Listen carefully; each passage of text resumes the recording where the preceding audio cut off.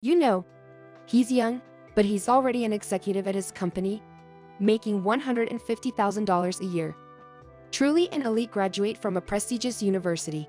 He's in a different league compared to you, a high school graduate. Huh? People still just graduate from high school these days. My ex-girlfriend, whom I met again after 10 years, snuggled up to her boyfriend next to her as they both looked down on me.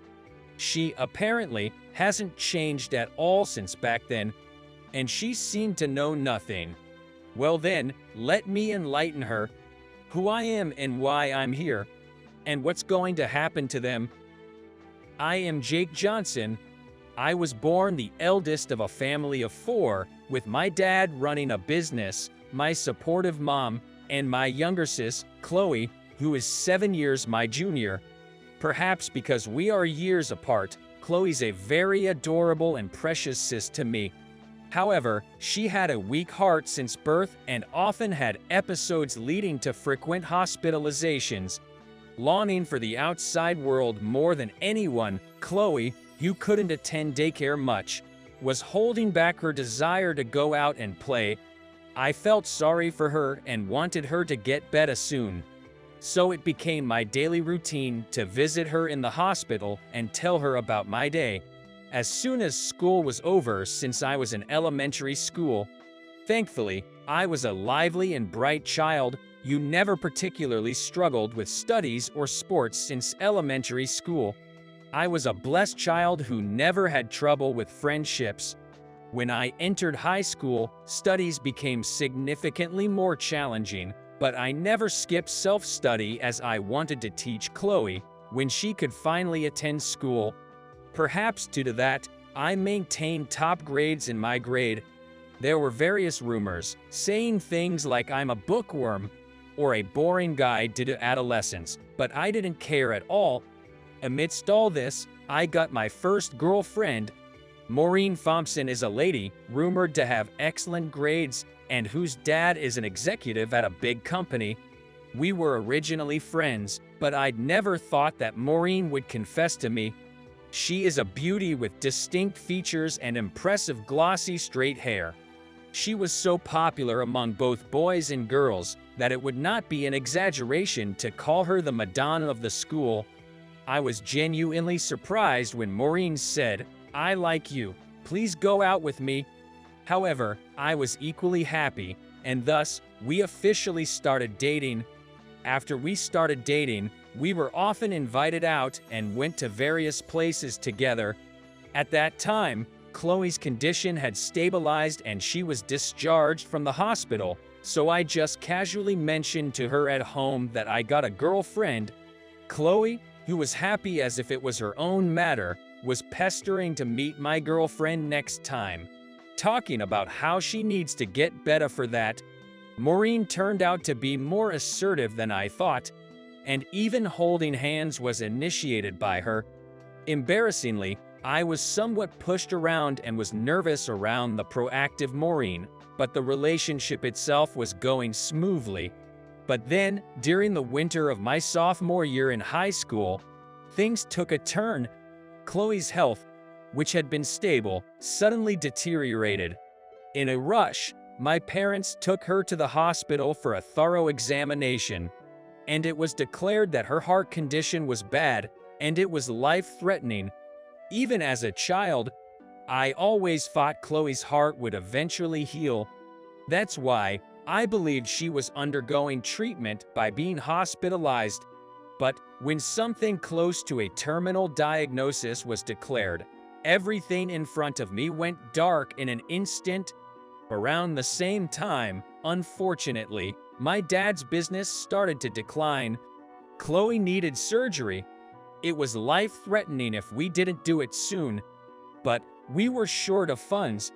My parents struggled to raise money from various places, but it still wasn't enough, and then they resorted to borrowing without a way to repay it. Eventually, they had to close down the company. Thanks to the surgery and treatment, Chloe's condition stabilized. However, it was said that her symptoms could worsen again at any time. She had to be hospitalized again, and because she was still young, my mom had to stay with her. Since my mom, who used to support my dad, became devoted to Chloe, my dad's work burden increased, and he was busy, coming home late every day with visible exhaustion on his face. At this rate, everyone will be ruined, both mentally and physically. My parents are nearing their limits. Even as a child, I thought about this, pondering for weeks before making a decision. One day, unusually, both my parents were home, and I sat in front of them just after dinner and said, "Dad, Mom, I have something to tell you." I'd never formally addressed anything like this, so, surprised, they both sat across from me.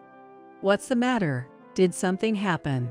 If it's a worry, tell us. Let's hear it. It's not that. There's just something I want to say. Something you want to say? I'm thinking, after graduating, I won't go to college. I'll work. Jake, what on earth are you talking about? Jake, are you worried about money? I'm sorry, thank you. But we will handle the money, so you should go to college and study. Until then, I was planning to go to the best college in the state, and I figured my parents would want that. No, I'm not going to college. I've decided I'll work for the family. As expected, my parents strongly opposed. You can't. Nowadays, you at least have to go to college, or you'll regret it when you become an adult. But Moreover, we know that you actually want to study, Jake. You don't have to worry about the money. You should do what you want to do. my feelings were crystal clear to my parents. I wanted to go to college and learn. That was true. I wanted to learn new things. I wanted to expand my possibilities. I wanted to have more options in the future. But just as much, if not more, for me, family is the most important. Jake, Of course, I want to study. I want to learn more. But I can do that when I'm an adult. You can study whenever you want to. But I can only act for my family now. I want to be useful for my family. I was glad to hear their feelings. But my feelings didn't change. Hearing my determination and farts, my parents ended up crying. I'm sorry for being so useless. It's not that. It's because I want to do it. Jake? Sorry. Thank you really. And then, I desperately looked for a job and found work at a hotel with accommodation. Somehow, I managed to secure a job safely. A few days after securing the job, in the morning, I reported to Maureen. Due to family circumstances, I've decided not to pursue higher education and have secured a job at a hotel out of state with accommodation. What? What do you mean? So, I won't go to college. I'll work. Work. We are still high school students. Let's go to college together. Please reconsider. Yay. But it's already decided. She pressed me many times to reconsider. It's only natural. In this day and age, there are hardly any people who work just after high school. But no matter how much Maureen tried to persuade me, my feelings remained unchanged. Are you serious? Yes, Can't it be changed? yes, Okay, then, let's break up. Being with someone who's not going to college and long distance, I can't endure it. It's impossible. Let's break up. to Maureen, who whispered through her tears. I could only nod and say, I understand. I'm sorry. Thank you for everything. In the end, we went our separate ways, each walking a different path. Although I was hung up on Maureen for a while, she seemed to quickly move on and soon started dating a top-performing guy. Feeling I had no right to be down about it, I pushed myself and began progressing talks with teachers, my parents, and potential employers for a job. One day, I saw Maureen laughing with a friend in the corridor. But are you really okay with breaking up? You were so into it. Come on, who wants someone with no future prospects? No matter how smart they are now. He said it was due to family circumstances. but it basically means he's poor. Rejecting someone who can't even afford college? Well, that's harsh. It's so you. A villain behind that face. Hey, stop it. At the sound of the clearly mocking voice, I clenched my fists and bit my lip. It was frustrating, not my circumstances. I don't know if that was Maureen's true nature. Maybe I made her say those words. Anyway, everything was just unbearably frustrating. After that, Maureen and I, being in different classes, didn't exchange a glance or a word until graduation. Then time passed, and it was about 10 years later. I was headed to a high-end restaurant that was famous for being hard to book. Upon arriving at the restaurant, I slowly opened the sliding door. That's when I bumped into a couple. Excuse me? Huh? Oh. At the sound of that familiar voice, my thoughts froze for a moment. The woman in the couple was Maureen. It took me a while to realize it was Maureen because she had become even more beautiful and sophisticated as an adult. She, who looked surprised and rounded her eyes at me, frowned the next moment. Why are you here? It's not a place for you. Why am I? I came here with my boyfriend. You should leave before you get kicked out. The man who nodded at her words introduced himself as Seth Smith. He was wearing a well-tailored suit, and both his shoes and watch seemed expensive. Maybe because I was staring at him from top to bottom in surprise, Maureen began bragging unasked. He, despite being young, is an executive in his company, and his annual income is $150,000. He's a true elite from a prestigious university. Different class from a high school graduate like you. What? There are high school graduates nowadays. The man also laughed mockingly, sizing me up. However, I found his face familiar. Smith, where have I seen him? Thinking about it, I remembered and opened my mouth. What? I told you, you should leave quickly. Or do you have some business with us? Are you by any chance the manager of the new luxury hotel opening near the station? You know a lot. Are you an employee or a cleaner? Either way, remembering the face of the manager is commendable, but even so, we can't raise your salary. Come on, Seth. That's rude, isn't it? It's fine. It's the truth. Seth and Maureen laughed condescendingly at me, looking satisfied. I said, "No, that's not it," and took out my business card holder from the suit I was wearing. I am not entirely unrelated.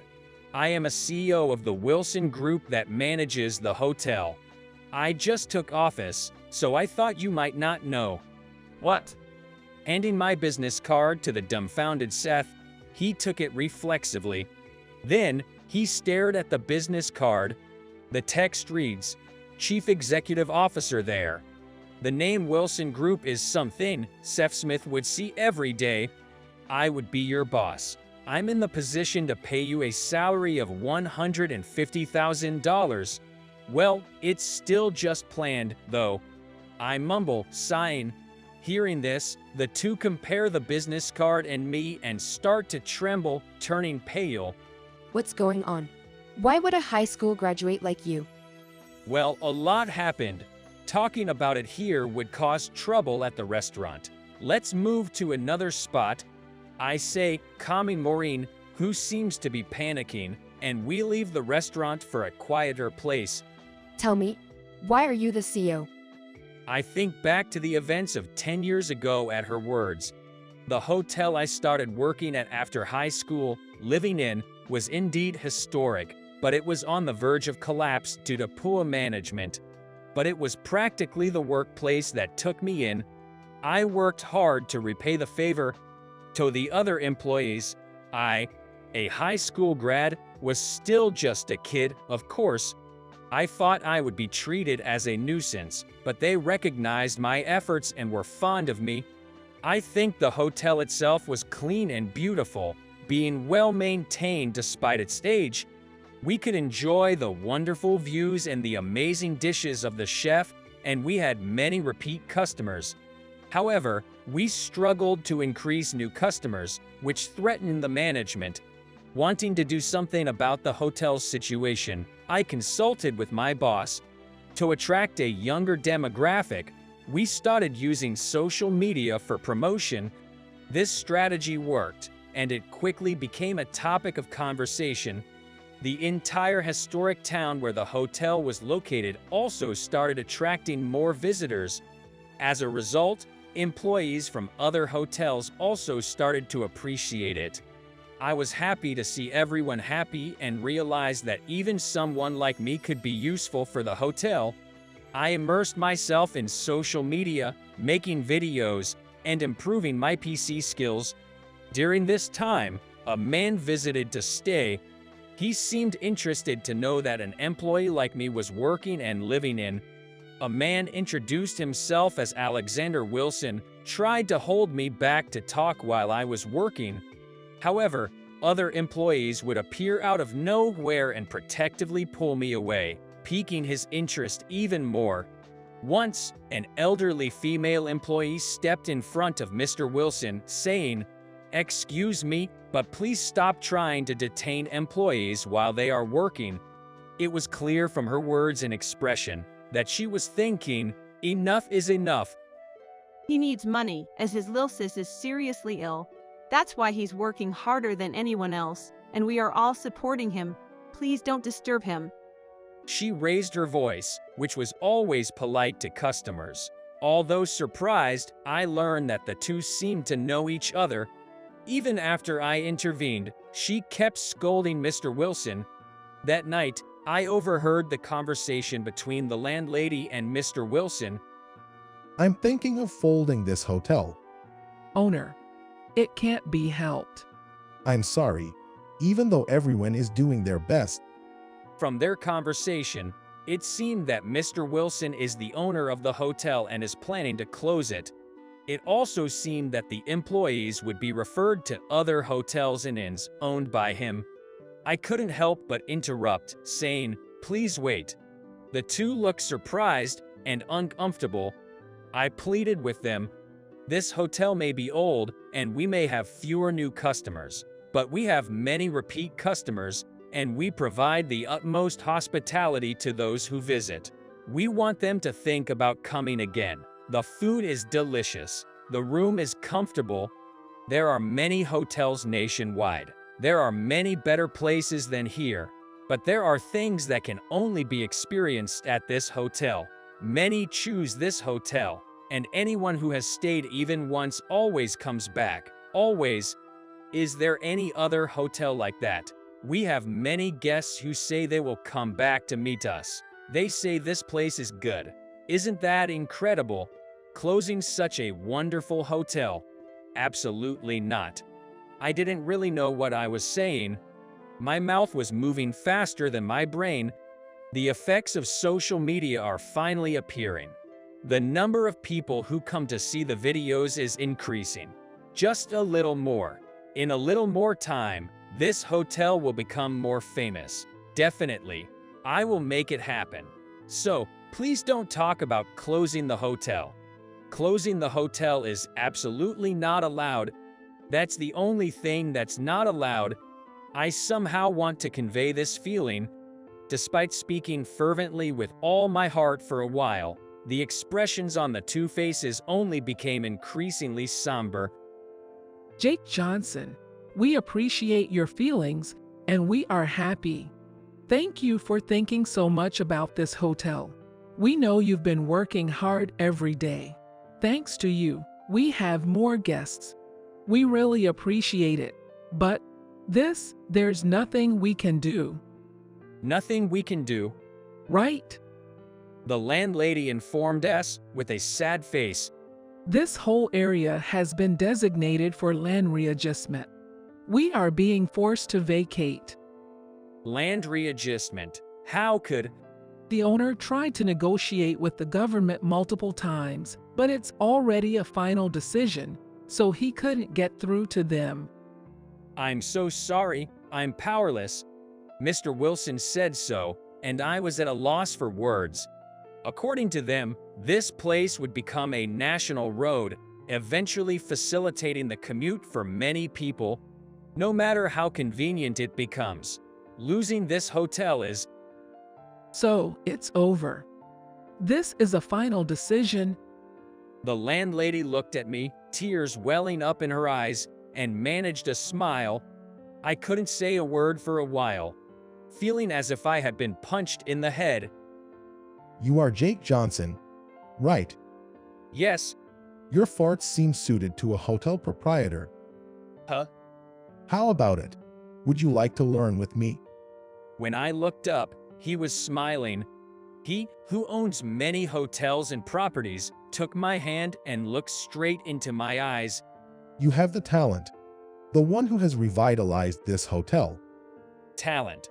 Yo, if you come to me, I'll make you a respectable manager with all responsibility. How about it?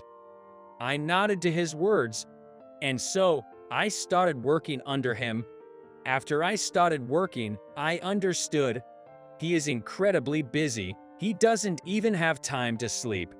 Following him around and working while learning various things, I never thought I was suited to be a manager. I was just working desperately. I have always loved studying. I also love learning new things. Therefore, I delved into studying management. When Mr. Wilson knew about my family's situation, he offered support. He introduced us to a renowned heart surgeon, and Chloe underwent a successful operation. In less than a year, she was able to run around outside.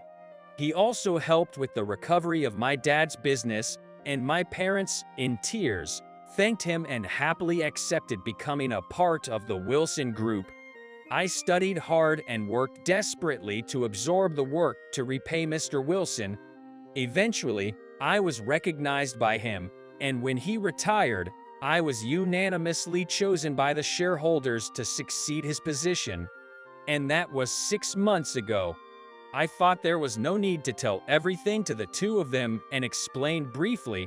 Then, turning to Seth Smith, "Do you judge our hotel guests by their appearance or educational background?" I asked, and he shrugged his shoulders exaggeratedly. That? "Do you know our hotel's concept? We do our best to make every guest satisfied. Despite that, what was the attitude earlier? We need to consider whether we really need you in our hotel." Being effectively told he's fired, Seth started trembling. His face turned pale as if he was about to collapse. It felt sickening to watch. But this one said the CEO is a high school graduate. Hey, don't blame me. It's your fault, isn't it? Stop saying unnecessary things. What? Do you believe everything she says? It's concerning how easily swayed by others' opinions you are. Hold on, please. No matter the reason, those who look down on others are not suited to be managers in a hotel where hospitality is paramount. We'll have to consider this internally going forward. Good to know early on. Thank you. Seth Smith crumbled right there. You haven't changed, have you? Addressing Maureen, who was standing frozen in place, she showed a moment of hope in her expression. You always judge people by their titles or education. You'll likely dump him too if his income drops or he loses his title. You must have been living like this all along. It must have hit the mark. She turned red in the face and yelled at me. What? So you, after dumping me back then, you laughed about it with your friends. I remember the words mocking me from when we were in high school. What's wrong with that? Academic backgrounds and titles are the results of one's efforts. What's wrong with valuing them? Well, you do have a point. However, isn't that insufficient to understand a person's true worth? For instance, I hear Mr. Smith has a fiancée within the company. It probably isn't about you. He seems genuine, but rumor has it that he's had flashy relationships with women. Though I heard such rumors, he was responsible in his work, so I approved him as a manager. I guess I need to reconsider human resources again. While I was thinking it, Maureen started to tremble. What's this? Hey Seth. What does this mean? You said it was just me. No, that. Liar. A fiancé? Was it all a lie when you said you wanted to marry me in the future? Maureen, almost grabbing Seth by the collar, confronts him, but Seth screams, "Aw, I'm so sorry," and runs away. Wait, you liar. She doesn't lose and chases after him at full speed. They gather glances from the people they pass by, but I don't want to get involved anymore. Rather, watching their retreating figures, I somewhat felt a weight lifted off my chest, a refreshing feeling. After they were out of sight, I opened the restaurant's door again. I apologize for being late. My name is Jake Johnson. We've been waiting for you. Your party is waiting inside. Please come in. I was a little late due to talking with those two. However, the restaurant's hostess welcomed me with a warm smile, and I felt relieved. Mr. Johnson, your party is here. Dad, Mom, Chloe, sorry for the wait. Oh, Jake, you're here. Jake. Waiting were my parents and Chloe. Today, I had a reservation to enjoy a family meal after a long while. It's like a dream to be able to dine in such a lovely place.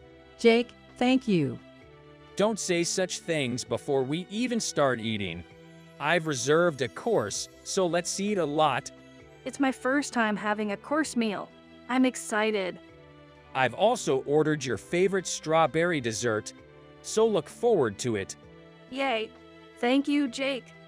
Everyone smiles at Chloe's smile. Dad's business is back on track. Chloe's surgery was successful. She's been discharged. And Mom is supporting Dad while taking care of Chloe. Chloe, having lost most of her muscles due to the long hospital stay, is now working hard in rehab to strengthen her body. Moreover, she started dating a physical therapist she met there. And her smiling face is filled with happiness, making everyone joyful. Back in high school, after breaking up with Maureen, I couldn't have imagined such happy days would come. I was desperate for what was right in front of me, and I couldn't see anything around me. It's been a relentless 10 years, but I don't regret a thing about it. The world may continue to be tough on me, but I can proudly say I'm working hard for my family. These moments, laughing together with my family, are the happiest. I quietly savor this happiness. A few days later, I've been busy looking for a new manager to replace Seth. After meeting Seth at that restaurant, I looked into him more deeply, and a lot of bad information came from various places. Especially, he had a bad track record with women, and it seems he had been doing things similar to marriage scams to many women, not just Maureen. His engagement to one of our employees was a blatant lie, and due to her filing a complaint, he's now in police custody, and fraud charges have been established. When the arrest warrant was issued, I fired him because I didn't want him causing any more trouble to the Wilson Group. Maureen is a woman full of pride. She would be furious to know that she had been deceived by a scam artist and was just one of many. To tell the truth, she had been contacting me after that. Can't we start over? This time, I want to support you. Please. We used to get along so well. I really liked you. After meeting you again, I realized you're the only one for me. Jake, it's me, Maureen. Are you watching? Please reply. Come on, reply. When such messages came in one after another, I couldn't help but laugh, thinking, who's talking? Seeing that I read the messages, she kept sending more, and I got scared, so I deleted them without replying and blocked her. She tried to contact me through friends for a while, and even ambushed me at that restaurant, but now I really feel relieved. And it seems like I can take a new step forward. I was too busy to have a girlfriend until now. From now on, I want to find a lifelong partner. I genuinely feel that way. Today, as usual, While I was busy giving instructions to my subordinates, I received a message from the former Mr. Wilson. Thanks to you taking over after me, life is fun. With that message, a photo was sent showing him happily smiling with his arm around some indigenous people. After retiring from the Wilson Group, he had said he wanted to do what he loves and has been traveling around the world. I don't know where it is, but his smile is radiant and he looks really happy. Before I could reply, he sent many similar photos. When you are satisfied, please come back. The chairman's seat is always open for you. I replied, then a cute stamp with a bear saying, I don't want to come back yet, was sent, making me laugh. I casually sent a stamp back and got back to work. Life is unpredictable. Even when things seem to be going well, unexpected pitfalls can occur, and conversely, unexpected actions can lead to success when you think you're at rock bottom.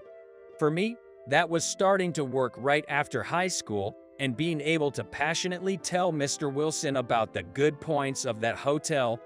The small resolution and enthusiasm at that time have made me who I am now.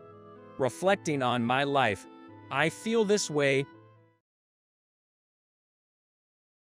My life was smooth sailing until I met the CEO's daughter. After graduating from college, I was assigned to the General Affairs Department of the headquarters of a precision machinery manufacturing company.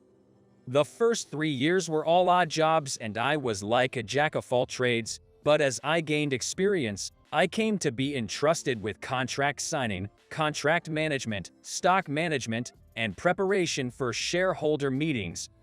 Last year, I was promoted to deputy department head, and if things went smoothly, I could become a department head and even aim for a higher position. I had always been devoted to my job, but I also got a cute girlfriend who everyone envies at a social mixer I attended 2 years ago at the invitation of a friend. That's when I received a confession from the CEO's daughter. I wouldn't mind dating you, Mr. Anderson. She said she joined the company through connections 3 years ago and was assigned to the General Affairs Department.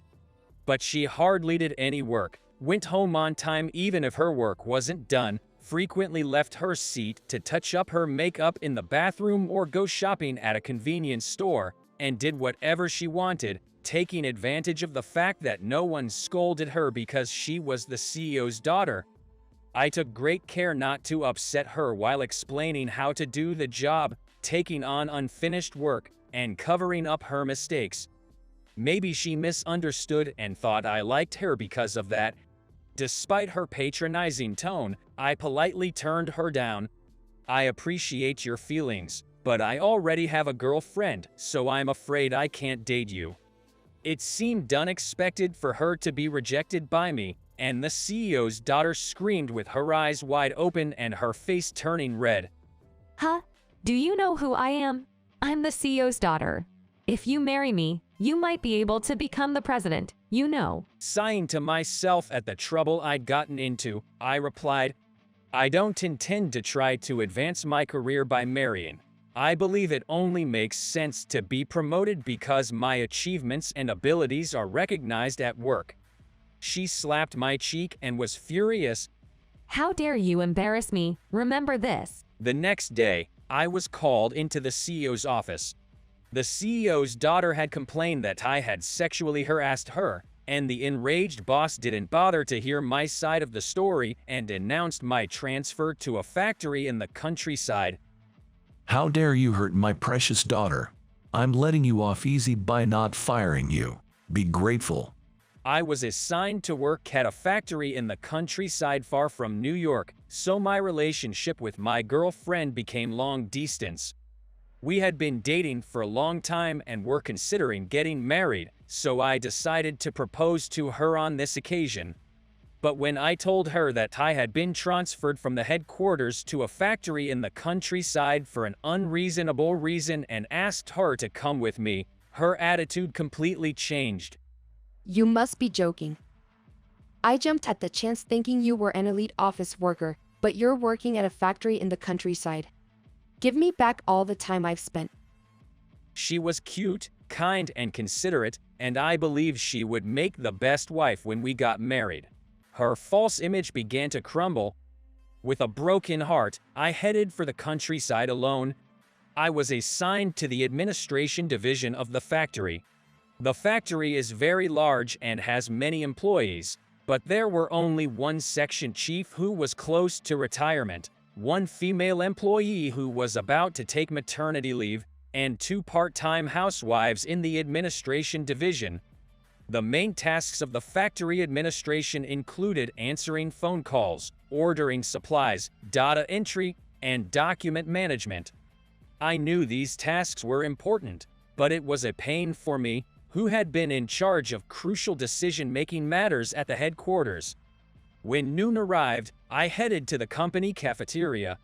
According to one of the part-time ladies, they only have two lunch options, A and B. But both are hearty, delicious, and cheap, served with soup and a side dish, so most employees use the cafeteria, she said. Hey, are you new here? What's your name? The cafeteria lady asked me.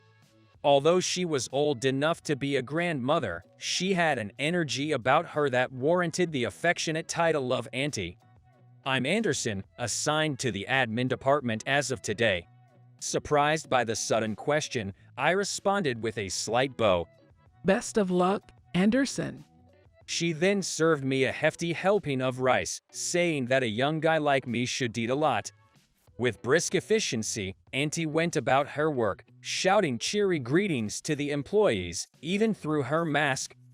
I was impressed by her vibrant personality and ate all of my meal so as not to waste her efforts. Each time I visited the cafeteria, Auntie would ask me, "Getting used to the job, or isn't our small town nice?" She was like a mother figure. In fact, many of the employees referred to her as Mom. 2 months later, a new female employee joined us to take over for a colleague on maternity leave. Nice to meet you. She's a woman with a gentle air about her, speaking with a soft and kind demeanor. It seems like she would be easy to work with. The part-time ladies didn't hesitate to ask her about her personal life. This is how I found out that Miss Johnson was unmarried, didn't have a boyfriend, and had previously worked at a factory that had gone bankrupt. Taking over for my colleague, who was pregnant, I showed Johnson around the factory. Wow, it's so big. Entering the workshop, Miss Johnson exclaimed excitedly, her eyes sparkling. Components flowed from the conveyor belt, quickly assembled by the employees and sent down the line for the next process. Finally, they were inspected and shipped out. Miss Johnson watched every step with great interest, asking detailed questions. When I asked if she liked factories, she said, It's exciting to see small parts being assembled into one product, which is then used to create even larger products, don't you think? Her childlike smile as she said this made her look adorable, and my heart skipped a beat. Until now, I had never thought about my job in the factory this way. I was usually just discontented with my situation. After this, my mindset changed. I started engaging positively with any task at hand and put my heart into my work. Surprisingly, I started finding joy in my job, which I had once considered a chore, and my days became fulfilling. Walking home while it was still light outside, I heard a voice from behind. Good work, Anderson. Good work to you too, Mom. By now, I too had started affectionately referring to Auntie as Mom. As it turned out, Mom lived nearby, and we often bumped into each other after work or at the local grocery store.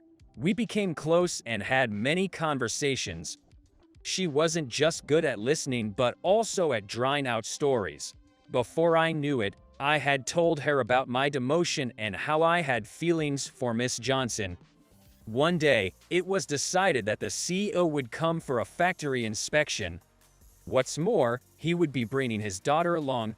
Apparently, he was aggressively trying to get her to succeed him, despite the company not being a family business. I was to greet the CEO and his daughter along with the department head. Well, I thought you'd have quit by now. But you're a persistent one. Working in this grubby little factory suits you.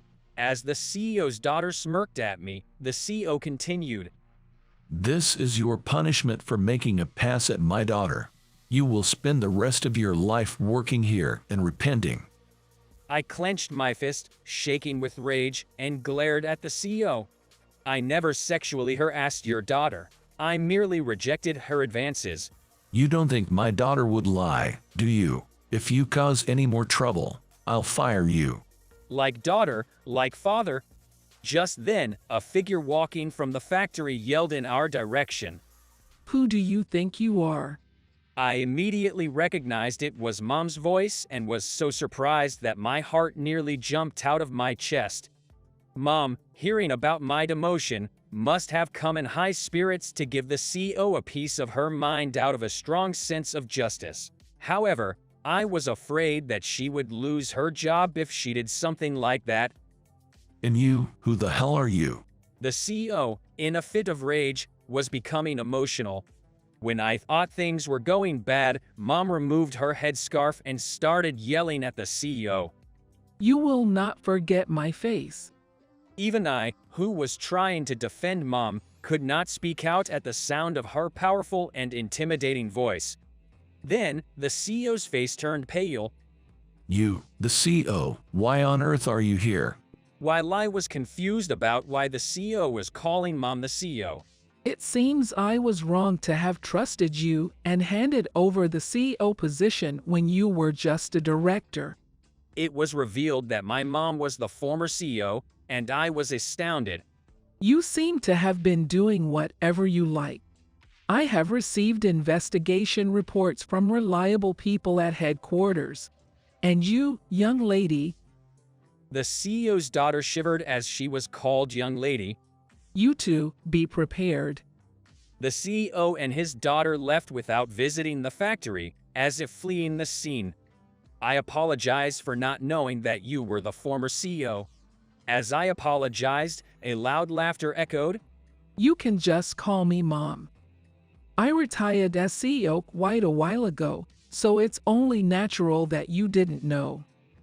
I'm also working in the employee cafeteria, keeping my identity a secret. I asked her why she retired as CEO and was working in the cafeteria. After all, I just love this company. While there is satisfaction in leading from the top as the CEO, it's also fun to support from the bottom, listening to the employees up close. I thought it was a very mom-like way of thinking.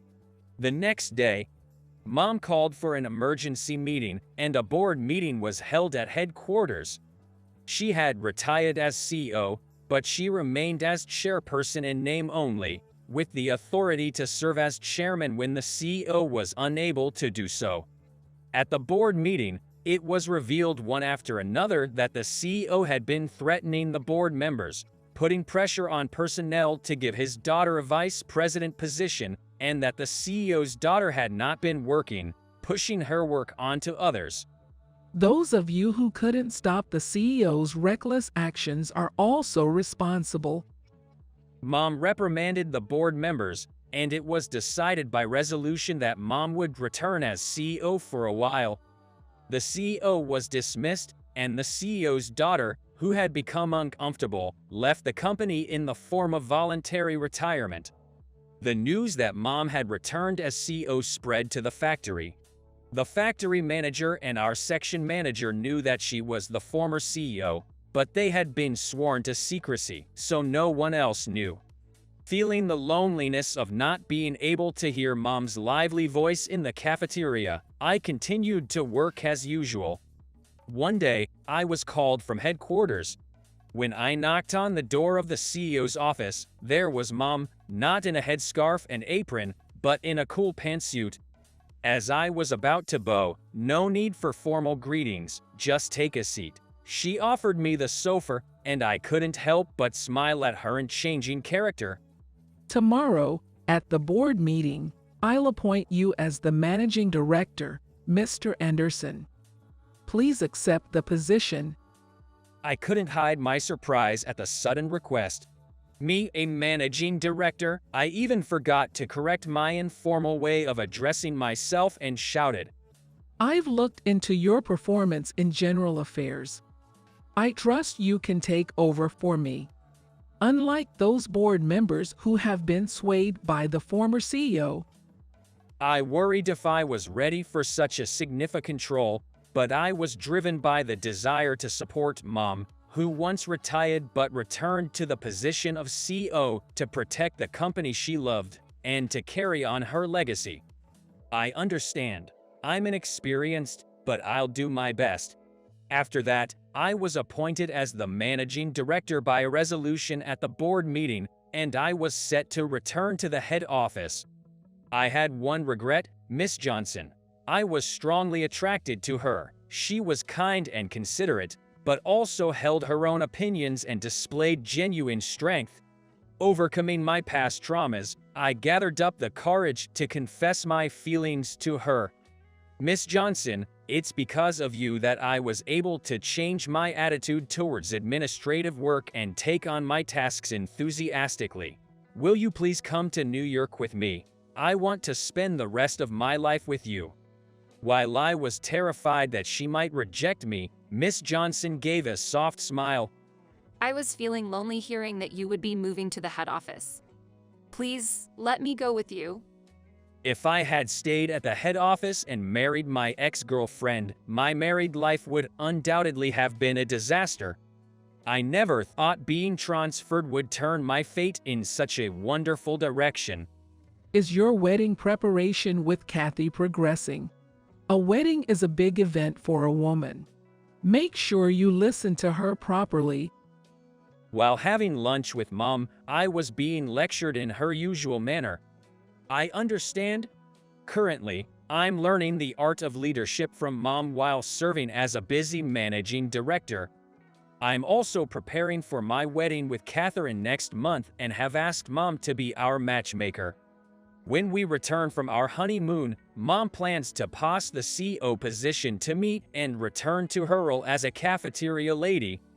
Listening to Mom's endless sermon, I made a commitment to protect and nurture the company and its employees that she loves like her own child. Really quitting, huh?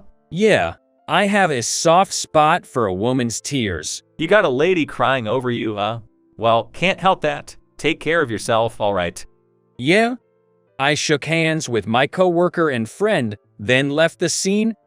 Thank you for always taking care of my sister. I'm her younger brother, Michael. Nice to meet you all. I greeted the people seated across from me. You're Emily's brother, all right. Your greeting is so polite. Alice, you should learn from this. He's going to be your brother-in-law. He's 25, close to your age of 22. You two should get along. Upon hearing these words from her parents, the young woman gave me a sharp look, as if she was appraising me. Then, without meeting my eyes, she greeted me in a small voice that sounded like she wasn't particularly interested in being friendly. Nice to meet you, she mumbled. Perhaps he was embarrassed by her curt attitude. A man hastily tried to explain. So sorry. She's a little shy around new people. At the man's words, Alice turned her head away. It's all right, Eugene. My little brother doesn't sweat the small stuff, so don't worry about it. The man called Eugene breathed a sigh of relief at the woman's words. Thanks, Emily. Sorry, Michael. The woman called Emily turned to me with a smile. It's okay, right, Michael? Yeah, I don't care at all, sis. Eugene and his sister Alice, and their parents, along with me and my sister Emily, were seated in a private room at a high-end restaurant. This was a meeting between Eugene's family and my sisters. Eugene, I feel at ease in trusting my sister to you. Isn't that right, Mom and Dad? I said this as I looked at the two picture frames on the table. One held a picture of my mother. The other, a picture of my father. Both my parents had passed away in an accident when I was in middle school. At that time, my sister, who was still in high school, took on more part-time jobs and worked hard for my sake. I was genuinely happy that she was getting married. I'm not bothered in the least by Alice's attitude. Eugene, please, take care of my sister. As I bowed my head and said this, Emily, perhaps overcome by emotion, she tearfully hugged me. You'll be alone in the Thompsons' household, but you'll always be my brother, okay? Seeing us like this, Eugene's parents also teared up. Of course, we welcome Emily into our family, but you can also consider us as your real parents, Michael. Yeah, and if you'd like, think of Alice and Eugene as your real siblings. Oh, how about this? Let's exchange contact information. Here, Alice, exchange your contact details with Michael, who's going to be your brother-in-law. At their father's suggestion, Alice grimaced and said, Come on, urged by their father, a reluctant Alice took out her phone. You don't have to force yourself, I thought, trying not to show my inner amusement, and I also took out my phone. You only need to contact me when you need something, I said, displaying my contact information QR code for Alice to scan. After a little while, I received a text message from Alice. It was a cat emoji with a message saying, "Nice to meet you." Seems like she's not a bad kid at heart. Well, nice to meet you, I said to Alice, who turned away once again. It seems like it's going to take time to become friends. With a wry smile, I turned to her parents this time. Again, please take care of my sister. To my sincere request, the parents nodded in agreement. And so, it was decided that Emily would marry Eugene. The wedding went off without a hitch, the marriage license was submitted, and Emily and Eugene officially became wife and husband. Emily left the house we lived in and moved to the house where she'd live with Eugene, leaving me alone at last. Phew, finally got rid of Emily, huh? I looked around the quiet house. Then, I started to recall the times when I lived with Emily. Back when Emily was here, it was all get up early, don't be picky about food, go to bed early, it was noisy. But now that she's gone, it's quiet. It's lonely, isn't it? Right, I have to go shopping. I remember wanting to buy something. With that in mind, I slung my shoulder bag over and left the house. On the train to my destination, I was checking directions on my smartphone when a news headline caught my eye. Beauty hunt? Beauty hunt, what's that? Reading the news article, it seemed that in the area I was heading to, there had been several cases of women being forcefully taken away by a group of 3 men. Since all the victims were beautiful women, the public had named the incident as Beauty Hunt. Well, with that thought, I closed my smartphone. It doesn't concern me since I'm a manual. And I got off at my destination station and walked through the city. Just then, I spotted Alice, Eugene's younger sister, and my Sil, walking by. I instinctively hid in the shadow of a building and watched Alice secretly. Oh, Alice, despite the dangerous situation, why is she here? I covertly followed Alice from the shadows. Alice is quite a beauty. Seemingly unaware of it herself, all the men near Alice were turning around to look at her. Regardless of the beauty hunt, I was worried that some weird guys might stalk her. She seems to be going into that store. Inside, there would be other people's eyes, so it should be safe. Thinking this, I was about to stop tailing from the shadows when it happened. Hey, beautiful lady. You're cute, aren't ya? Where you from, or are you a local? Alone, wanna hang with us? A group of 3 flashy guys started to chat up Alice. Alice, smartphone in hand, looked at the trio suspiciously. No, thank you. Don't make that face. It spoils your cute looks. Yeah, don't be so cold. Come on, let's have some fun with us. The trio started touching Alice's arm, shoulder, and back. Stop it. I'm going to call for help. At the same moment Alice said this, my phone vibrated with a buzz. For a moment, my eyes shifted to my smartphone in hand, a single message displayed on the screen. Help me. It was a message from Alice. Had she remembered the words I had said when we exchanged contact information a while back? You can contact me when something happens.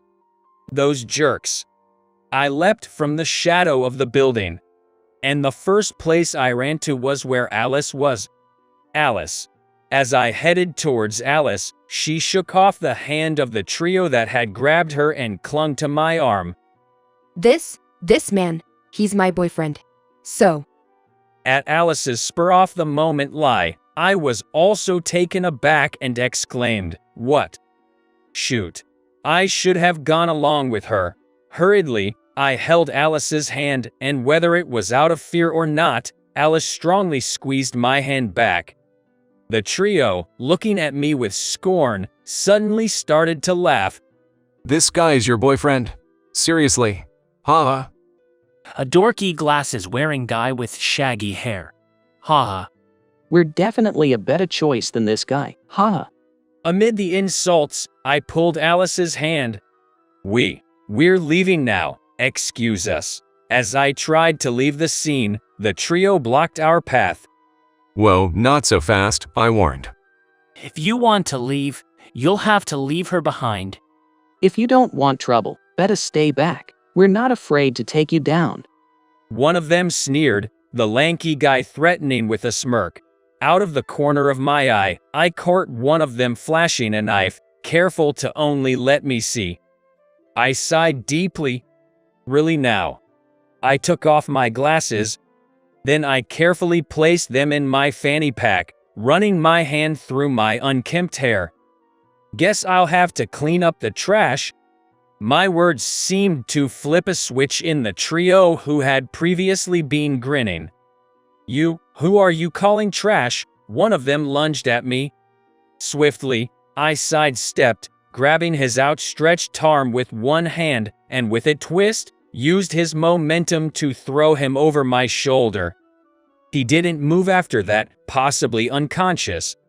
The other two looked furious. You think you're so great. One yelled, "We're going to kill you." They both charged at me, one with a fist, the other with his knife. I grabbed both their arms, twisted them in opposite directions, and threw them aside just like their friend. Ouch, that hurts. I think you broke my arm. What are you going to do about this? Both were writhing in pain, immobilized by the shock. Hey, Alice, could you call the police? She had been watching the scene in stunned silence. Alice, still looking shell-shocked, managed to stutter out an agreement and dialed 911 on her cell phone. To our luck, a patrol car was nearby and 2 officers arrived within about 10 minutes. The arriving officers looked stunned at the scene before them. The shock was not just for the scene, but one of the officers recognized me.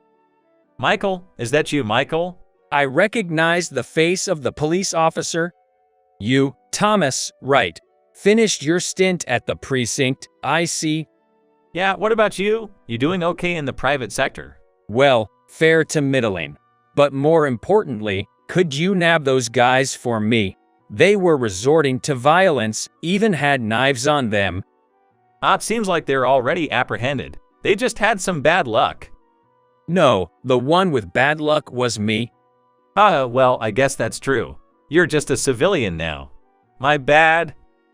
As Thomas, the cop, and I exchanged words, Alice looked perplexed and interjected, Seeing Alice's confused expression, Thomas clapped me on the shoulder. What's the matter, Michael? Haven't you explained it to your girlfriend? No, she's not my girlfriend. Don't be so modest. She probably wants to know, right? When Thomas said this to Alice, she seemed really curious and nodded silently. Well, this guy, he used to be in the SWAT. SWAT? It's a special police unit. Now, for some reason, I'm in a cafe with Alice. So, you're saying you used to be a cop, Michael? After being questioned and released by the police 2 hours after the incident, I tried to take Alice home, but she said she was thirsty and wanted some tea, and instead of buying a drink from a nearby vending machine, I was made to walk all the way to a cafe. On top of that, I had to foot the bill for our drinks and cake, and now we're sitting across from each other at a table. Well, yeah, that's pretty much it. I looked it up on my phone just now, and it seems like you have to be really outstanding to get into the SWAT. Why did you quit if you were so good? Well, there's a reason for that. A reason? My sister, she cried. Emily? I remembered the tear-streaked face of my sister, who rarely cries. It was a year ago. I had done well in police academy, joined the riot police for a year, and was then selected to be a member of the SWAT. 3 years after being selected for the SWAT, a horrendous incident occurred. It was a bus hijacking, and the perpetrator had a handgun. When firearms are involved, the SWAT is deployed. I was also deployed for this incident. All right, we're going to storm the bus. Just like in the simulation we did earlier, Team A will rescue the hostages, and Team B will subdue the perpetrator. Don't screw up. Roger that. I was on Team B. Storm the bus. At the command, we in the SWAT stormed the bus with our shields. It was a plan to subdue the perpetrator by overwhelming them with numbers and shields. I was at the very front. If things kept going as they were, we could safely subdue the perpetrator. But there was one miscalculation. The perpetrator had a firearm with piercing power, different from what we had anticipated. Bang, bang. 2 gunshots rang out. 1 bullet penetrated my shield, and the other penetrated my unprotected shoulder. I felt time slow down between hearing the gunshots and getting shot. I almost fell backwards, but Thomas, who was behind me, propped me up with his shield, and I snapped back to reality. Damn, I was about to lose consciousness. Regaining my footing, I charged at the perpetrator. Perpetrator subdued. Despite 1 casualty, the hostages were safely rescued and the operation was a success. I, the injured party, collapsed on the spot as soon as the mission was over. I was rushed to the hospital and underwent emergency surgery. When I opened my eyes, there was my sister, her eyes swollen from crying. Oh sis. But before I could finish calling her, she yelled at me. Idiot. Yeah, is that the first thing you say to your brother, who's just come back from a life-or-death mission? I know you became a cop, but what's with this terrible injury? I wasn't informed about this. I had no choice. It's a job I can't talk about to family. Please understand. As I asked her with a bitter smile, tears started streaming down her face. Seeing my sister like this, a rare sight, I was taken aback. I can't take it. Hey, sis, please don't cry. While I was struggling to calm her down, she managed to say between sobs, After Mom and Dad passed away. If you're gone too, what should I do? Even if I'm not around, you have Eugene, right? But instead, she shouted at me angrily, nobody can replace you. And then she burst into tears, wailing loudly, Idiot, idiot, idiot. If you die, I swear, I will never hold a memorial service for you. Do you even intend to help me pass on? If I let you, I will be all alone, you ungrateful brother. I won't forgive you for forgetting all the things I've done for you. I won't ever forgive you. My sister kept hitting my chest as she cried, "Ouch, sis, that's where I was shot, so stop hitting me, ouch." I somehow managed to grab her arm and stop her while enduring the pain from my wound. After a while, she seemed to calm down and her arm fell weakly. You know, Eugene proposed to me.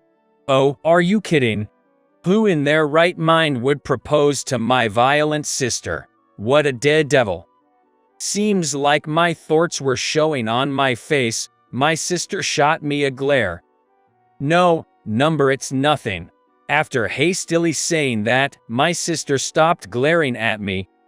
Then she made a request. So at least, live until I get married, and have a child, and that child gets married, and I have a grandchild. Wait, so you're basically asking me to live a full life? Answer me if you understand. Yays? After that, my sister kept crying and I comforted her throughout the day. There's a 5-year term in the SWAT, and I was planning to return to the police force after a short while. But there's no guarantee that I won't face any danger as long as I continue being a cop, so… Did you quit? In response to Alice's question, I gave her a bitter smile and nodded. I can't defy Emily, and I'm weak to a woman's tears. So, that's what happened. Seeing Alice's indescribable expression, I gave her a gentle smile. Well, my experience wasn't wasted. After all, it helped me save you, Alice. Hearing this, Alice's face turned red and she looked away. I guess it's still going to take some time before we can get along. Feeling a little hurt by Alice's behavior, she turned her face back to me. And she stared at me? What's going on? Michael, that glasses and that hairstyle, you might want to stop. Alice said, baffling me with her suggestion. A question mark popped up in my head. Why? You're not aware, are you, Michael? She replied, looking inexplicably annoyed, then abruptly stood up from her seat. I'll be heading home. Thanks for the meal. She announced. Oh, let me walk you home. I quickly stood up and followed her. Throughout the walk, she didn't say a word. Unable to bear the silence, I decided to strike up a conversation. Hey, Alice, you seemed upset during the family meeting. Any particular reason? The question seemed to rub her the wrong way. She stopped in her tracks and frowned, making me regret my choice of topic. Of all the things I could have asked, why this? I wondered to myself. She said, avoiding eye contact. You had taken off your glasses and properly styled your hair that day, hadn't you? Oh, yeah. Having a biggish body frame, I usually tried not to intimidate people with my look. So, I usually wear non-prescription glasses and leave my hair messy. But I made an effort for the family meeting so I wouldn't be rude. It was a family meeting, after all. Why do you ask? Looking directly into your eyes was embarrassing. Why? I was confused, then she blushed, ruffling my hair. Whoa, what? Yes, that's better. And put on your glasses. Pupper? Hurry up. Okay. The decisiveness in her voice caught me off guard. I hurriedly pulled out my glasses from my bag and put them on. Is this okay? I asked, unsure. Alice then met my gaze, which she'd avoided earlier.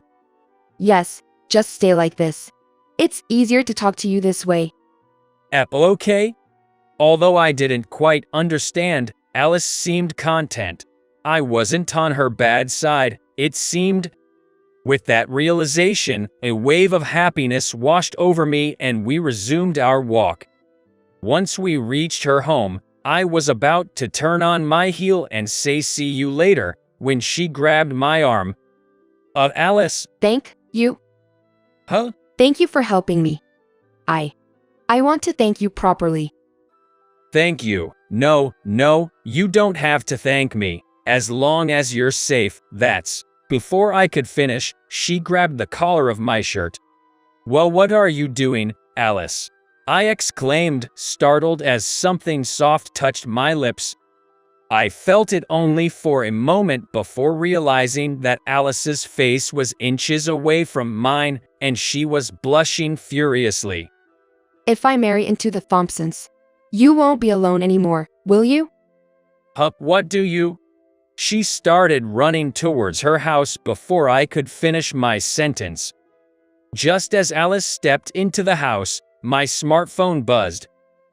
A message, I mumbled, looking at the screen. It was a message from Alice. I'll cook a thank you meal next time. Is it okay if I do it at your place, Michael? Reading this, I chuckled to myself. I thought I'd be lonely after my sister moved out. But it doesn't seem that way. I quickly typed a reply to her message. I'll be waiting. Hey Johnson, wearing the same old clothes again? Living broke with your grandma really suits you, haha. As per usual, I was being harassed by my classmate, Bob. Bob always bragged about his dad working for a top-tier company. He loudly boasted about his weekend trips to theme parks and movie theaters, as well as family trips abroad during summer vacations, making sure everyone heard him. Most classmates probably disliked Bob internally. However, he was tall and muscular for a kid, like a boss of the class, so no one dared to defy him. He especially targeted me, living in poverty with my grandmother, and harassed me almost daily. If my mom and dad were still alive, I wouldn't have to feel this miserable. I clenched my fist, shaking in anger. At 11, I lost my parents in an earthquake. It was during spring break, and I happened to be staying at my grandma's place. I was shocked by the footage on the TV, and when I saw my parents' names among the casualties, I was stunned. After the quake, when Grandma and I returned to our hometown, the entire area was devastated. Homes, facilities, and factories were destroyed and washed away. Where our house once stood, rubble and debris from elsewhere were piled up. The tsunami didn't just take my parents and home. It washed away all our memories. I was taken in by my grandma amidst this unexpected tragedy, unsure where to direct my anger. Grandpa had already passed away, and Grandma lived on a meager pension. With little to no financial flexibility, Grandma struggled to raise me. Previously, she was content with a simple meal, but now with me growing and eating more, expenses increased.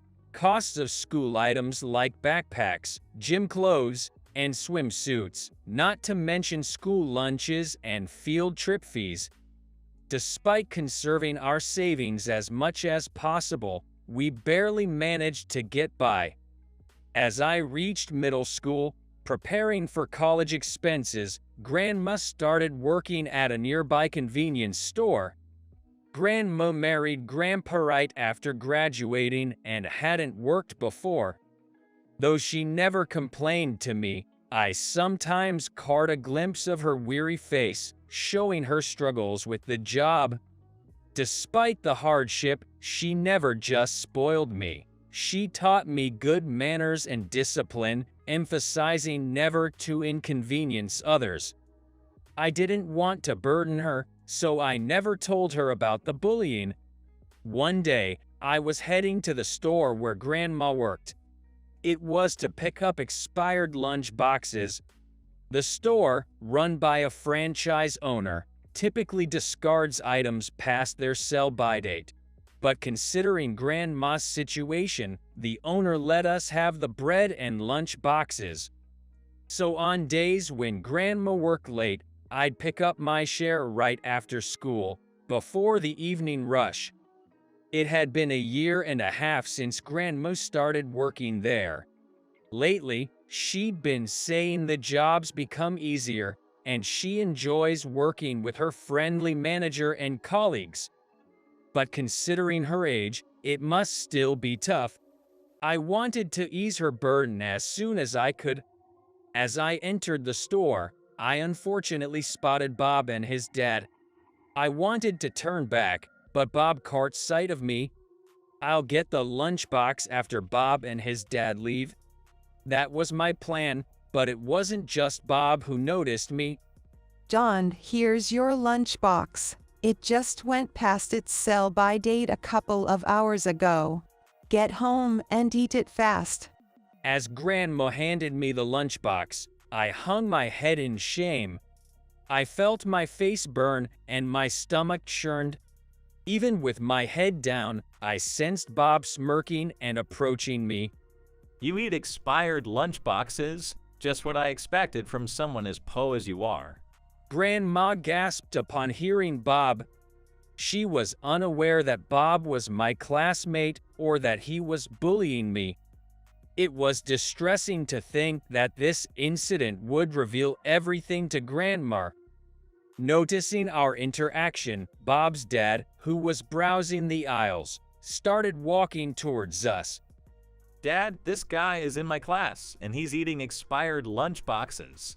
I hoped that he would reprimand his ill-mannered son, but as they say, the apple doesn't fall far from the tree.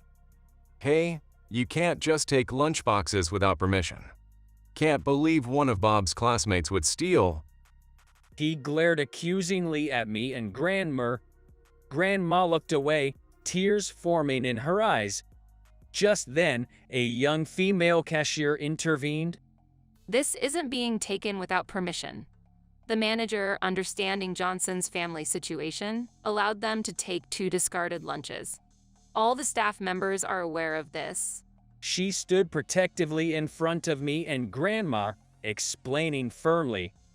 However, even after it was proven that the lunches were rightfully given, Bob's father did not apologize. Still, eating expired lunches. It's unbelievable. Being po sure is pathetic. He smirked, looking down on us with disdain. I felt a burning anger, my hands trembling as I held the lunch. How could you say something like that? You better apologize. The female cashier raised her voice, but Bob's father yelled back at her. Shut up. Who do you think you are? Just a part-time cashier at a convenience store, talking back to me? Seeing the situation escalating, the cashier looked Bob's father straight in the eye. Let me ask you the same question. Are you sure you want to be talking to me like that? She then added quietly. You work for Foster Industries, right? I'll be reporting your behavior today to the CEO, who happens to be my father. Be prepared. Immediately, Bob's father paled. You're the CEO's daughter. He was visibly shaken. I deeply apologize. Please, let's keep this matter private. It's unrelated to work, he said, bowing deeply. A stark contrast to his arrogant demeanor earlier. Bob seemed confused about what was happening. I once accompanied a company trip and saw how you acted. You were submissive to my father and your superiors, but very arrogant to your subordinates. I'm not an employee and didn't want to get involved, but I now realize that having someone like you in the company is an issue. Hearing her words, Bob's father quickly realized that apologizing would be futile. He motioned for Bob to follow him, and they hurriedly left the convenience store. Thank you so much, Susan. Grandma bowed to Susan, and I quickly followed suit in thanking her. It's all right. Oh, a customer has arrived. I need to get back to the counter. She noticed a customer entering and went back to work. I felt it would be rude to disturb during the store's busy hours, so I called out to Grandma and left. That evening, Grandma brought Susan home. You must have felt terrible, right? I'm sorry. Looking guilty, Susan apologized. No, it's not your fault at all. Thank you for helping us, I replied, and she gave a warm smile. Johnson is my savior. I just couldn't stay silent. Susan explained that after college, she was living comfortably, helping with housework as told by her mother. However, wanting some real-world experience, she took a part-time job at the convenience store. Being pampered all her life, she made many mistakes at work, causing trouble for the manager and co-workers. That's when Grandma stepped in and helped her, teaching her not just about the job but also about good manners and etiquette. She said, "Susan is like another grandchild to me," to which Susan nodded in agreement. I felt a warm and fuzzy feeling inside as I listened to the story. Later on, Bob and his family moved away due to his father's job transfer. I learned from Susan that it was a demotion and he was sent to a remote branch. Damn it, this is all your fault. Bob shouted at me, but his words didn't bother me at all. With the way he acted, it was clear that Bob would have trouble making friends at his new school. With him gone, the class environment became much brighter. A change of seats in class brought me some new friends, and school became much more enjoyable. I was uncertain about my future after graduation, but with Grandma's encouragement, I decided to pursue college. I studied hard and was accepted into my top choice school. But just as I was about to graduate from high school, a dark cloud loomed over my life. Grandma fell ill and couldn't work anymore. Though her life was not in danger, she would be out of work for a while, which meant no income and mounting medical bills. I decided to forgo college and start working to support us. I originally wanted to work so I could give my grandma a break. It just happened sooner than expected. Right around that time, Susan came to visit my grandma in the hospital. Susan had already quit her part-time job at the convenience store and was working at her father's company. She heard about my grandma's hospitalization from a former co-worker at the store and made the effort to visit. Not only did Susan bring a gift for my grandma, she also gave me a present to celebrate my college acceptance. It looked like a high-quality, black leather pencil case from a renowned brand. "Thank you so much, but I'm not planning to go to college." When I replied like that, my grandma was taken aback. "John, I'm so sorry. Because I had to be hospitalized. I'm sorry I can't support you for your future." The savings my grandma had set aside for my college were spent on hospital bills, treatments, and medications. "It's okay. I didn't really want to go to college. I'll work hard now, even for the both of us," I said with a smile, not wanting my grandma to feel guilty. Then Susan turned to me. "John, I'll cover your college tuition." Shocked by the sudden offer, I exclaimed, "What?" "In return, I want you to work with me after you graduate. Then you won't have to repay the tuition." Susan is currently working with her father, but she's considering starting her own business. As I hesitated and thought of declining, she said, "Consider this as a scholarship from me. I want to invest in a young person with a bright future. If you perform well in the future, it's a profitable investment for the company. What do you say?" Susan's passionate persuasion brought tears to my eyes. It wasn't a lie when I said I wanted to work right after high school to repay my grandma's kindness. Yet, deep down, I still had an unyielding desire to pursue a college education, just like everyone else. "Okay, I'll study hard in college and do my best to be useful. Thank you so much for this opportunity," I said, tears streaming down my face as I bowed deeply. Thank you so much, Susan." My grandma, too, was tearful as she repeatedly thanked Susan. I vowed to work hard to repay the kindness Susan, who had saved both my grandma and Aunt Weiss, had shown us. Shut up. If you can't listen to what I say, get out. A cup hastily thrown hits the wall, shattering into pieces. Dad has always been like this.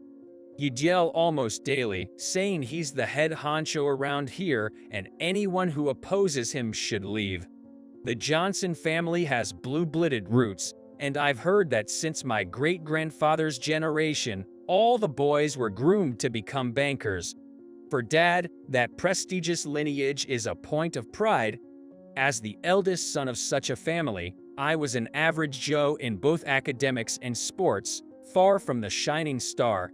Constantly butting heads with Dad's beliefs surely didn't make me his favorite.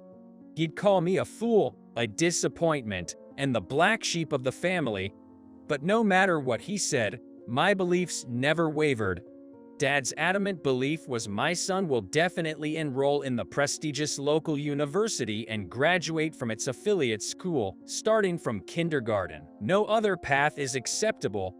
I'm sure the university is indeed prestigious, having produced many renowned individuals. However, no matter how good a university is, if it doesn't offer what you want to learn, there's no point. And I'm sure as hell didn't want to be forced by my parents to enroll. I secretly consulted with my mom behind my dad's back and decided to transfer to a public middle school instead of moving on to the next grade at my current school. When my dad found out, he was furious at first, but after a while, it seemed like he thought it was a waste to even bother, so he stopped saying anything. For a while, I was worried because my mom's cheeks were red and swollen, but when she stroked my head and told me not to worry, I couldn't say anything. My 2-year-old younger brother's name was Mike. Unlike me, he was an honor student who was good at both studying and sports and had many friends. Dad started to show even more interest in Mike, and being pampered and spoiled, Mike began to look down on me alongside Dad. Little by little, I felt like I didn't belong at home, and my return times became increasingly late. The only reason I didn't leave home was for my mom, who was my only ally. Dad was very chauvinistic, and Mom, who had been oppressed for years, was always scared. One day, when I saw my mom crying after being hit by my dad, I told her, "Let's run away from here." But Mom just shook her head and said we have to endure until you guys become adults. Mom, who got married young, had never worked before, and with her parents passed away, she had no place to return to. If it's just living on my own, I could live by myself, but I can't raise kids on my own. I'd rather get hit than be separated from my beloved children. I still remember her trembling shoulders as she hugged me and said that, although I resented my dad, I had no dreams or goals and started to spend time in secluded places to escape reality. Reading books in the corner of a churchyard or casually climbing a nearby hill. One day, after a chance encounter, I found a purpose. I started working without going to college, and in the blink of an eye, 8 years passed. While I don't earn a high salary and the job is tough, I'm truly happy working alongside a fantastic mentor and doing what I love. I often had to be away from home because of work, but at Mom's request, I've always made it a point to spend New Year's at home. As midnight approached on New Year's Eve, when I got home from work, my dad and Mike were having a drinking party, their faces flushed with alcohol. Hey William, working this late. Dummies sure have a hard time with work. That suits you. My tirelessly caring mom goes unnoticed, while my damn father, who disdains me, bursts into crude laughter. I really want to get out of this place right away, but right now, I can't afford to support my mother. Frustrated, grinding my teeth, Mike, who'd been laughing alongside my father, finally spoke up. Hey, I got a job offer from Dad's bank. Unlike you, I'm competent. Fitting for a Johnson, don't you think? Drunk on liquor he's not used to, he's slurring, and yet he manages to be so snide. Same bank as Dad, huh? I feel sorry for the people working there with these jerks. As I expected, there wasn't even a glass set for me. I ate my special meal alone in my room. Throughout the first few days of the year, Mike kept boasting about his job offer. Dad would compare Mike and me, hurling verbal abuses and throwing random things at me. I'm ashamed to have a son like you. Bring shame to the Johnsons and you better leave. Television remotes, empty liquor bottles, and ashtrays have become all too familiar projectiles aimed at me. I've gotten pretty good at dodging these thrown objects, but that only seemed to anger my old man even more. After New Year's was over, Mom saw me off to work, but she was quickly summoned by my dad. Just when I thought things were getting back to normal after a tumultuous holiday season, something else happened. On my way back to the workshop, with a load of wood in the back of my pickup, I accidentally made eye contact with Mike. I don't know why he was walking down that deserted country road, but he burst into laughter upon seeing me. It's so funny. Look at you doing some dirty manual labor. Guess that's all dimwits like you are good for. Looking at the wood in my truck, he probably thought I was a logger or carpenter and kept making condescending remarks about manual labor. I considered ignoring him and moving on, but my mentor in the passenger seat spoke up. Hey now, don't mock this young man, and don't belittle someone's profession. Mike, clearly irritated by my mentor's calm demeanor, shot back. Shut up. At your age, you're still working just to make ends meet. Who are you to act all high and mighty? This guy, mocking me is one thing, but to disrespect my mentor too. As anger welled up inside me, I impulsively tried to get out of the car and confront him, but my mentor held me back. William, stop it. Your hands aren't meant for this. Those words snapped me back to reality, and I regained my composure. He is right. If I lashed out now, I'd never be better than him. Still huffing, Mike glared at us. I simply told him, "You're gonna regret this," and pressed the gas pedal. "What's the big idea, leaving like that?" he shouted, and then I heard a loud thud. Wondering what he had thrown this time, I saw a dented empty plastic bottle rolling in the back of the truck. Well, no use getting upset over it now. Time to move on. It did irk me when he insulted my mentor, but punching him would only soil my hands and wouldn't make him reflect on his actions. He might only regret it when his self-worth as a successful son is challenged. I had no idea then that such a moment would indeed come. A bit later, my mentor and I went to deliver some goods to a luxury hotel. The hotel owner asked to carry the boxes to a particular room. I walked down the hallway holding one. Just as I thought I'd turn the corner and reach the room where my mentor was waiting, I heard a familiar, demeaning laughter. I turned around, frowning heavily at the bad feeling, and sure enough, there was my father and Mike, pointing and laughing at me. I figured they were probably there for some sort of celebration for Mike, but my mother was nowhere in sight. What are you doing here, carrying boxes? This isn't a shelter for the homeless. Did you know that? Homeless? How could he say that, even to his own son? Sure, I'm in my work clothes, but still. It's work. Just delivering these as requested. Getting all worked up for nothing is something I've learned from experience. I wanted to get out of this situation as quickly as possible, so I decided to get by with minimal conversation. It sounds so funny. You're not a laborer, but a delivery guy. If it wasn't for your job, I bet you couldn't even step foot in a place like this. That's so lucky, aren't you? Behind the two doubled over with laughter, a hotel staff member wears a worried expression. As I was wondering what to do, the sliding door opened and mentor peeked out. Looking different from when he's at work, wearing suits and his hair well combed, Mike burst into laughter. Sounds terrible. Even when he tries to look good, he still seems like a poor old man. Mike pinches his nose and waves his hand in front of his face, laughing and indicating something stinks. On the other hand, my dad, realizing who Mentor was, turned pale. No wonder, my master's name is John Fitzgerald. He's a world-renowned PATA, a national treasure, and also the major shareholder of the bank where my dad works. My dad, holding an executive position, obviously knows the consequences of upsetting such an influential person.